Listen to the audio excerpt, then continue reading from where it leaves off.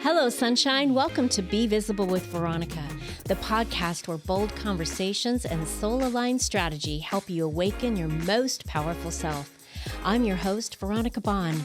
Get ready to stop dimming your light, own your magic, and finally be so visible you can't be ignored. Let's get visible. Hello, sunshine. Welcome back to Be Visible with Veronica. Last week's episode with Carissa Kelly of Co-Work was amazing. Do you want to hear how a 29-year-old 10x'd her business from 2x to 10x in 10 years? And some tips on how you can do it too? Go back and take a listen. But today, we are talking about what it's like to go from a paper route to Denmark, opening a studio, to being homeless, raising 12 children, and being an advocate for childcare. We are so blessed to have in studio with us today, Beth Brantley Daniels. Welcome, Beth. Thank you. I'm glad to be here. So, Beth, we were talking earlier about part of your journey that I had not heard before, and you were really open in sharing what this whole entrepreneurial journey has looked like for you, and how finding yourself homeless, finding yourself going through alcoholism, coming back from that, starting this beautiful company and childcare, and being an advocate, and how the political arena makes such a big difference on who you're able to serve and how you're able to serve them, and going from 3 childcares to 1, and raising your kids through all of this. And I'm just fascinated by your story. And I'm so excited that you're going to share it today. Yeah, I'm excited to share. So when I was reading a little bit of your bio, and it was talking about you having a paper route because you wanted that sweater, you wanted that like it, to me that says you were always an entrepreneur. I started really young, and I would do the paper route, but really the sweater came because I was entering into the 6th grade, and it had this really cool rainbow vibe going on with fall colors, and yeah, I really wanted that to start school. And so my friend and I, we started picking strawberries and peas and beans and apples and anything we could really pick. But we were working alongside migrant families. And while I was working for a sweater, they were actually working to provide for their families. So I decided, okay, some will go to my sweater, but this will go to the families to help, because I felt like the money would be used better and go further in that journey. So you found your purpose, whether or not you knew it, young, to support others who are in a greater need than you are, and also yet put a little bit aside for you. Right. So you could celebrate 2 wins at the same time. Right.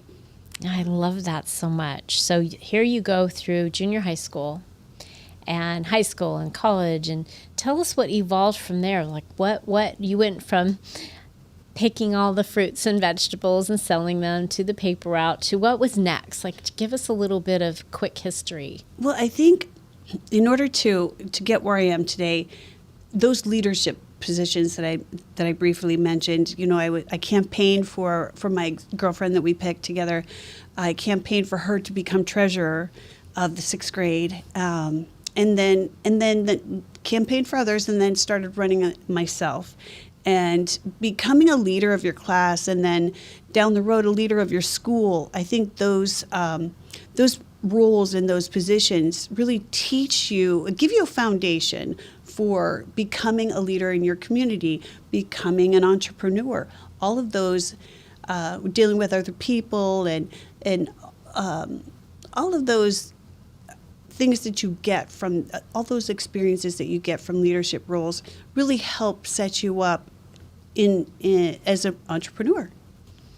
Oh, I love that. So you were just walking on a path that was natural part of your gifts.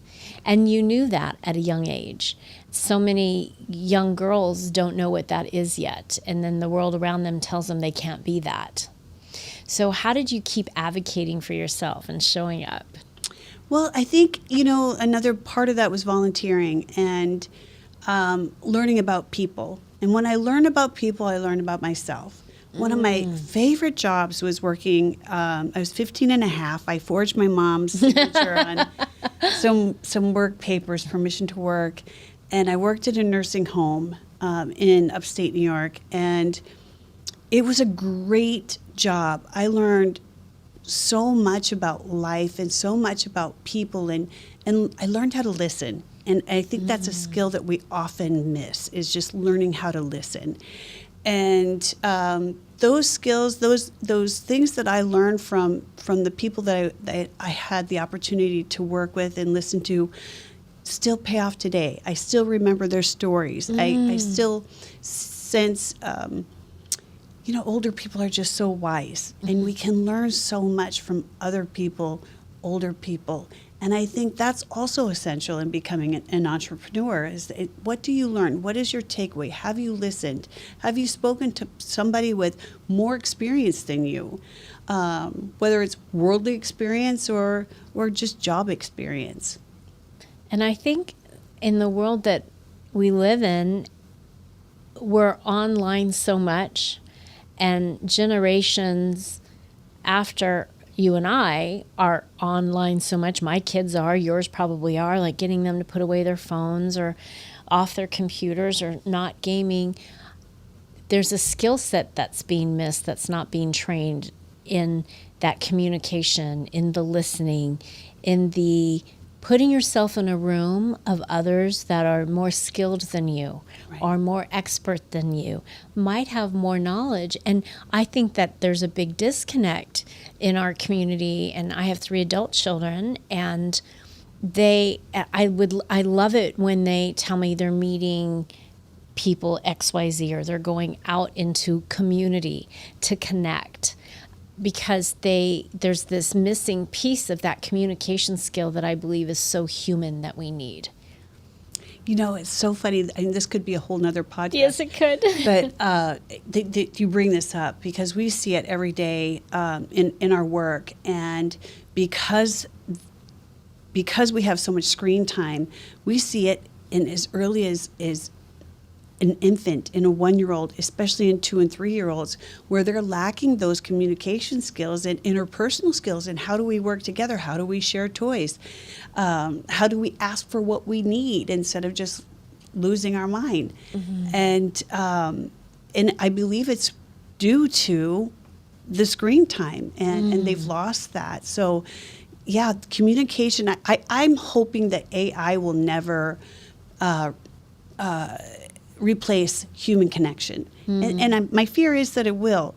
But when we're all working together as entrepreneurs and learning from one another, when we're in a room together with physical contact, that makes so much more difference. And eye contact. And eye contact and smiles.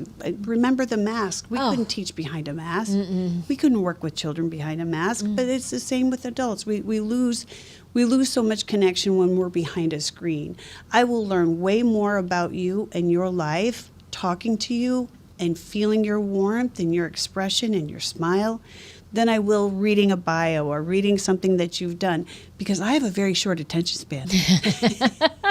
and I get distracted easily. So if something's coming my way, I've lost your story. I've lost the meaning and the purpose behind what I'm reading. And so I would encourage anybody that is thinking about going into any kind of businesses to be present and to be in contact. I think you learn the most that way. Beth, that was one of the most important things. That was a non-negotiable for me in starting Be Visible with Veronica, is there's enough content out there of Zoom rooms and talking heads. And I wanted to be in studio. I wanted to be able to hold my guest's hand in the beginning of our interview. I wanted to be able to take deep breaths with them. I wanted to be able to look them in the eye. I wanted to be intentionally guided by the conversation, where not knowing where it's going to go, not having Q&A prior, not having a form that says, ask me these questions, but having it be real and raw and just super intuitive. And I've had people travel, like the guest before you, from other states to come and be on and this show. And that's what's really important to me. But those networking opportunities, or just community in general, being out in community, watching the world exist around us, watching people. And I think it gives really good discernment, that muscle builds of, ooh, is this somebody who is in integrity? Is this somebody I can trust? Is this somebody that has my best interests at heart because I know what I'm giving to them? And I think we lose those interpersonal skills when you're at home working in your office 24/7 as an entrepreneur, because that's what happens so much of the time in the beginning. Or whether you're 3 days a week, 4 days a week, and people want to know, well, how do you grow your business? How do you scale? Well, you get out and you meet people who are doing it that you can learn from, who are resourced, and you learn too. And even when you finally hit that magic number, whatever that looks like for you and growth in your business, I still believe that you have to, as the founder and CEO, be the face of your company, and then your company demands you to come out and be that visibility piece. So you have your beautiful childcare that you started how many years ago? So I started Bright Ideas Childcare in 1999. And I'll tell you, very funny, I did not want children myself. I hated babysitting. It was not my life goal, or definitely not a career that I was interested in. After having moved back from Denmark, I had my third child, and he was born with a lot of medical issues. He had 8 stomach operations before he was 2 years old. He had feeding tubes. I was actually studying to be a midwife, and in that practice, I was studying child development, early childhood education, child psychology, all of those things that go along with that practice. As much as I wanted to follow that dream and go down that path, there was another path that had to be taken, because at that point, one, there was nothing known about autism. I mean, even in the medical libraries, there was maybe a paragraph about autism, and they called it sensory integration, which we now know is sensory processing. And I had to change my course. And so I was going through a horrible divorce. To this day, I've never received a dime of child support. And that's okay. I'm okay with that now, and it's made me who I am. But I had to make some money. And being that nobody was going to take my child with a feeding tube and all of these other issues, I started a co-op in my neighborhood in Washington. And we did an exchange of childcare. And as a last-ditch effort, moving to save my marriage, I moved to Arizona and did the same thing all over there. But my marriage was already breaking apart, and the co-op itself became very popular, and the Ahwatukee newspaper did an article on the co-op. At this point, I started, again, my research and learning and volunteering and doing whatever I could to learn a business at all different levels of business. I was a trainer at another childcare center. And I was homeless, and I was the new Ahwatukee. Somebody contacted me that read the article from the Ahwatukee newspaper, and said, "Hey, we'd really love for you to put an on-site childcare center in our business for our employees." Wow. Yeah, it was a great opportunity, but I'm sitting here with $7 in my pocket. Well, oh my gosh, that's actually a really good heading for this, $7 in my pocket. That's the title of a good book there too, Beth. I want to circle back to something, though, that's a through line in this conversation for those that are listening and watching.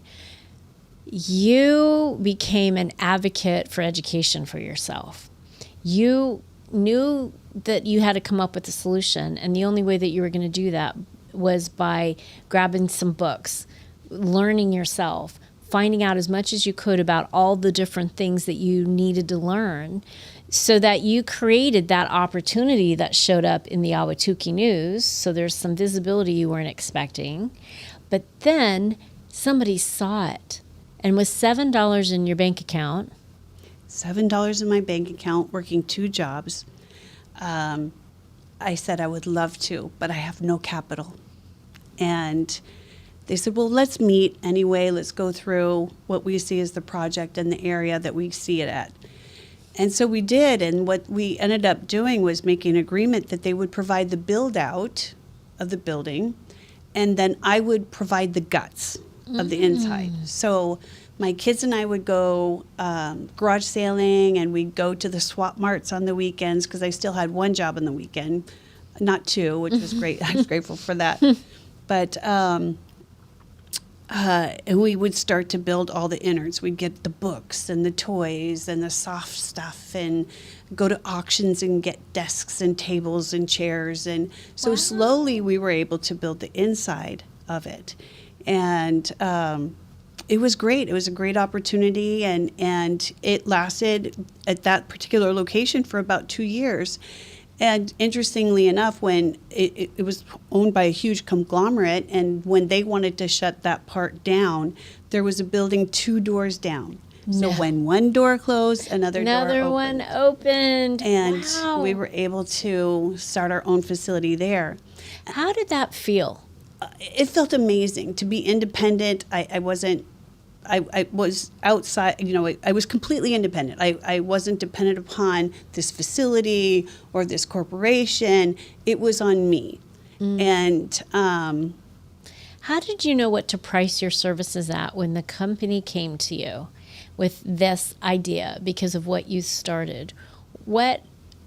How did you know what you were going to charge for your childcare, what you were going to charge the company, what that agreement needed to look like? Like, this is big conversation. That is a really good question. So how I looked at it was the demographic. So in the area that I'm still at, actually, in South Phoenix, we serve a very low socioeconomic demographic. It's very diverse, and so it can only yield so much. So I priced it alongside what DES, or the Department of Economic Securities, would reimburse for childcare. Okay. And so that's where my pricing started. Okay. At that point. That's how I was able to do that. And it was enough where you could still make a profit on it if it was run well. Okay. Smart that you knew that. Yeah. Okay. Well, I had a good teacher too, so. Okay. Well, that's helpful. That's very, very helpful. My husband was vital in all of this information, and we weren't married at that point, but somewhere afterwards we were married, and he was vital in helping me establish that. Okay. Can I tell you how it got its name? Please. Okay. That was going to be a question, but share now. Good segue. So Bright Ideas. I've always had these ideas for businesses, and I would tell my parents, like, when I came back from Europe, I said I want to start a juicing store, and I want to be in a mall and just offer pure juices, and they thought that was crazy. And now it's a thing. I wanted to start a smokeless bar because I was waitressing at night, and just always the smell of smoke on me. I hated it. Or I loved to go dancing when I was younger, and you'd come home smelling of smoke. Oh, I want to start a smokeless bar. Oh, that's crazy. Of course, they're smoking away. Right. And, oh, that's crazy. Nobody will ever come. Now we have smokeless bars. Yes, we do. So I had lots of different ideas, and at this point, I was offered this role of opening this on-site childcare center, and I'm calling my mom, who still lives in Washington. I said, "Mom, I have a great idea." And I'm explaining this whole thing, and this is the perfect place where you can come and retire. You come work for me, and we'll set this up, and it's gonna be great, and we'll be together, and you can be by your sisters and retire. And she said, "Beth Ann, is this another one of your bright ideas?" I'm like, ding, ding, ding. That's it. It's another one of my bright ideas. So Oh my gosh. So did your mom come? she did. Wow, look at that. She did. She worked for me for about 15 years straight, and then she would come in and fill in, and everybody loved Miss Penny. You know what I love about this story too, Beth, is you were able to create your vision and cast it in a way that somebody else could believe in it too. Yeah.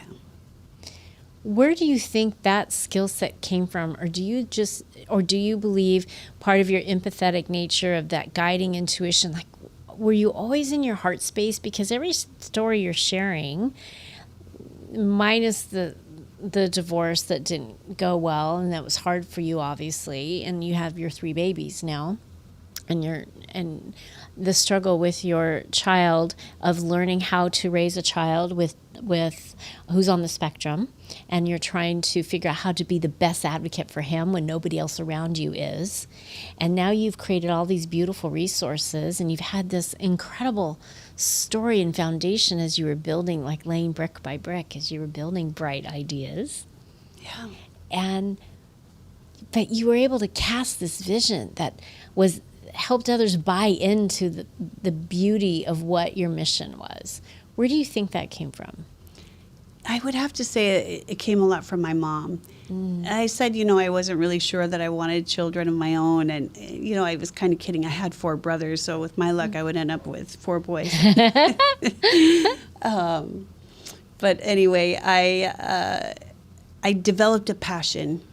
And my mom was always taking in kids, and she just had a passion for children. And I developed that passion through my experience with my kids, and my experience with other kids, and then digging deeper into the needs of the community.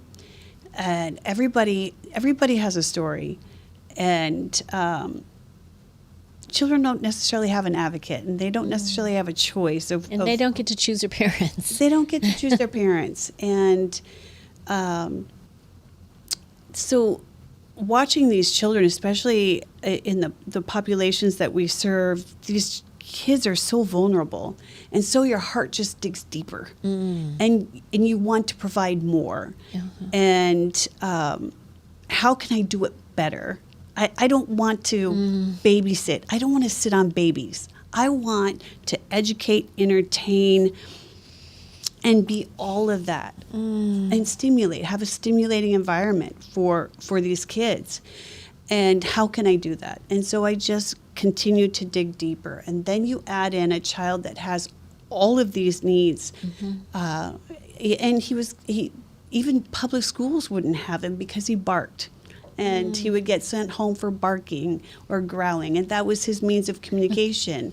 And because there was nothing known on it, I was pretty much out there alone trying to navigate this.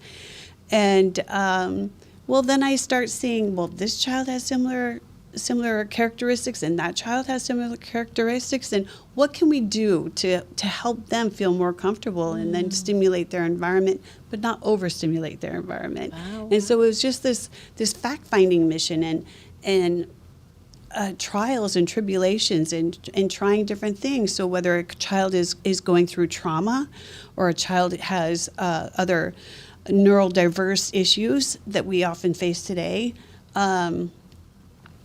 or a child is being separated from their family. They've been taken by the state, and we see abuse. We see things all over, and it just opens your heart up more, and wanting to provide for all of these specific and special needs.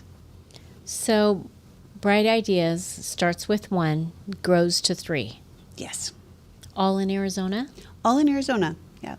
So our second location was at a church that we rented for 20 years, actually. Wow. And it was a great space, a large space. We really loved it. And then our third location was at the EVIT school, so East Valley Institute of Technology. They have a child care center there. So I was often teaching their early childhood development for the high schoolers, so the theory of early childhood development, and then putting into practice, bringing the kids into the classrooms as a lab, and having them work with the children that we serve, families that we served. And that closed during the pandemic. The schools closed, everything closed. Oh, my gosh. That one closed during the pandemic. Did the others stay open? The others stayed open. Actually, we were one of, I don't remember the number now, but the state asks specific child care centers to stay open, especially if we were in vulnerable areas. So our Tempe location and our Phoenix location stayed open. And it was at that time that I was declining. My drinking was increasing, and I wasn't as present in my business. And I was definitely losing the confidence of my staff, the confidence of our parents, of our communities, the confidence of the church leaders, the confidence of my family, the confidence of myself. I lost myself for a little while. And it was honestly through my son that's autistic and my staff and my other children and my husband that the day came that I knew was coming. And Intervention time. I needed to get sober, and I did. And by the grace of God, I am sober today. And it's taken a while. Thank you. Thank you. It's taken a while to really build back what I'd lost in that time frame.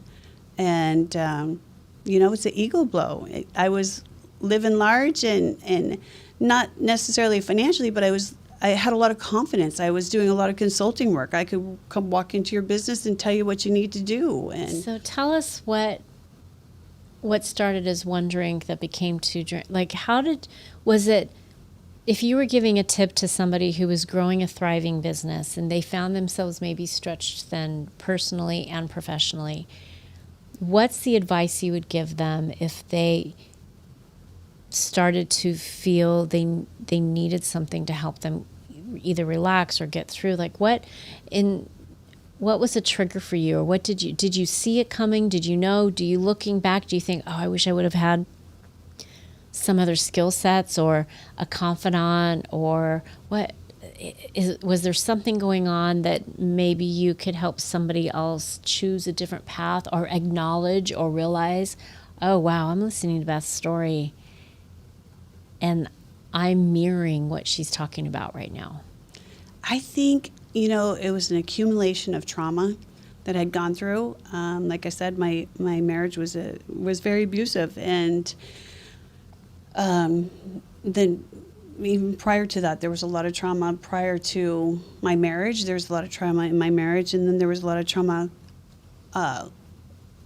after effect of everything. There was trauma with my children, and then taking on 6 more kids that have just been taken from their parents, from their mother, who ironically who died of alcoholism, and one of the fathers died of drug addiction, and as foster children that later then you adopted? Yes, so they were actually a family within our child care center, so a family that we were serving. Okay. And we were helping the family along the way, my staff and myself, and it got to a point where the state had to intervene, and so we stepped up and opened our homes and our hearts. When one of my directors took 3 and I took 3, and then we eventually ended up with 6. So now you have 9 children, yes? You're 6, the 6 plus the 3. So we had 5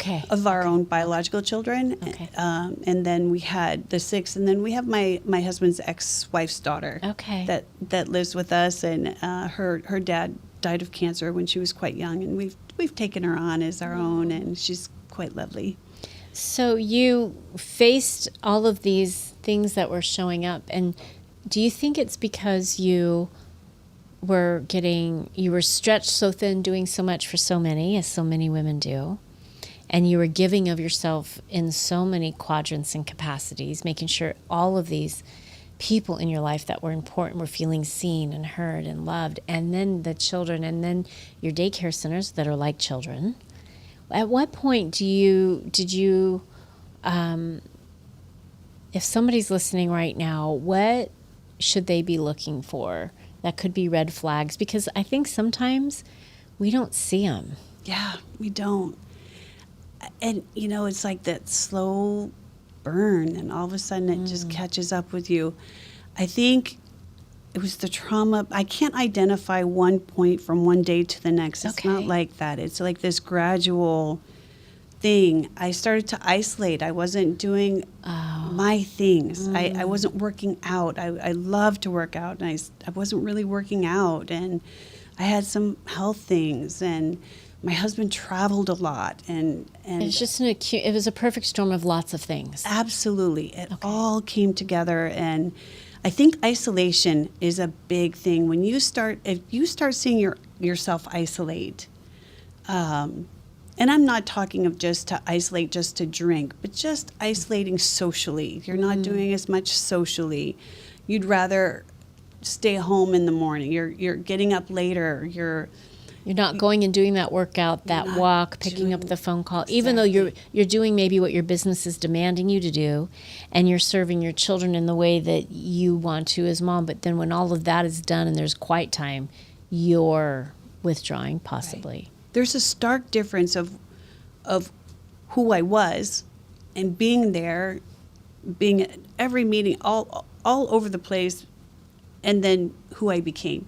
Wow. Which was late, which was tired, which was listening halfway, which was withdrawn.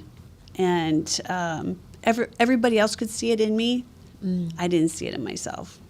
So they go through this intervention, you come out on the other side of it, and now here you are, feeling bright and light and happy, and your joy's back. My joy's back. I'm feeling good. I love my kids so much. I love my husband so much. I am so blessed to have such a supportive husband, and whatever I want to do. I mean, babe, this isn't what you want to do. Let's do this, or whatever. He's there to assist me. He literally starts every day with, how can I make your day better today? Oh. Every day. I had last week's guest, I picked her up from the airport, and she was married in 21, and my husband and I have been married 37 years. Congratulations. Thank you. And she said, what's the magic? What do I need to know? And we talked about how we wake up in the morning and go to bed at night. We talked about how much I share appreciation with him, but how he shares it back with me. And these are not always skills that you come into a relationship with.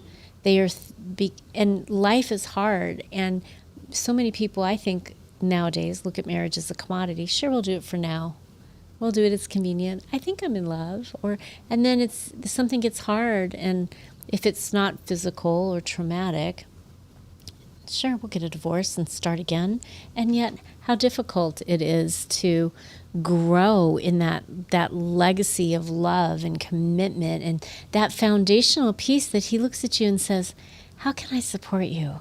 What do you need today to make your day a brighter day? And that's right. Wow, just to be able to look him in the eye and go, oh my gosh, to be loved that much, that's beautiful. Yeah, especially when I felt so unlovable. He was still able to do that. And that trickles down to your children.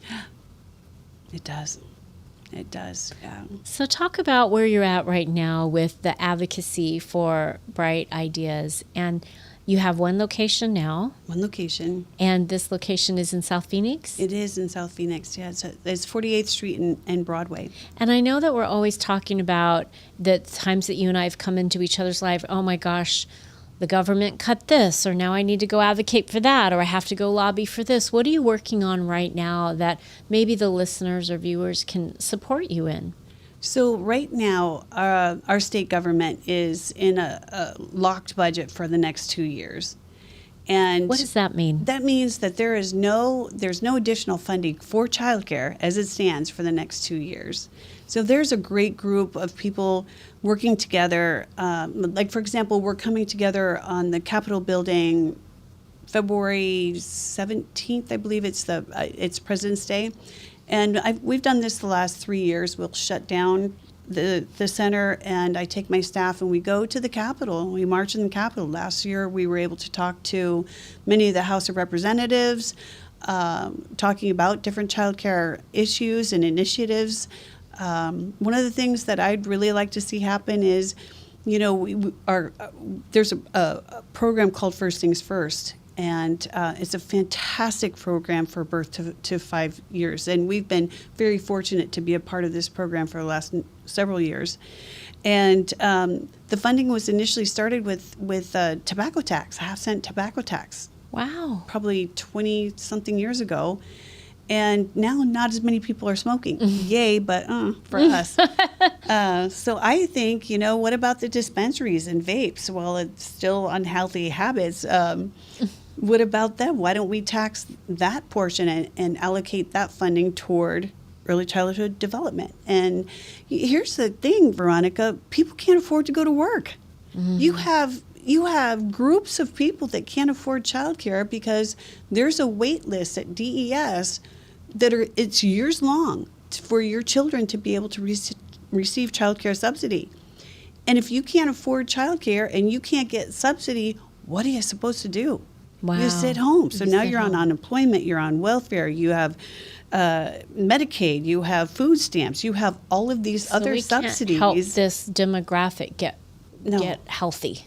No, we need to take something on like New Mexico's program. That's what I would like to do next. Talk about that. What is that? Oh my gosh. So New Mexico is actually the first state in the union to provide free childcare for all. And I'm not talking babysitting. I'm talking what we do with First Things First, Quality First, where you're actually getting a quality education, a quality environment, a quality experience. Amazing. For birth to 5 and then older for before and after school as well. And they're funding that through their oil and gas tax. Okay. But the entire state gets free childcare. How long have they been doing that? They just started this year. So it'd be really interesting to see what happens to that demographic in the next 5 to 10 years. Their test scores, how they show up, crime, right? All of these things. Like they're helping their community level up in life success. That's right. Wow. But we need to get out and vote. Here's the thing. Bottom line. If we don't get out and vote, we're status quo. We're locked in for 2 years. We can have some policy changes that might give us another nickel or dime over here or another nickel or dime over here. But when we're largely dependent on subsidy, like I am in South Phoenix, it's bare bones. It's just getting by because people can't afford to go to work in this location. So what do you do? Stop providing childcare to families in lower socioeconomic groups? Is that fair? Is that what we want to do? Do we really want to head that way? I don't think so.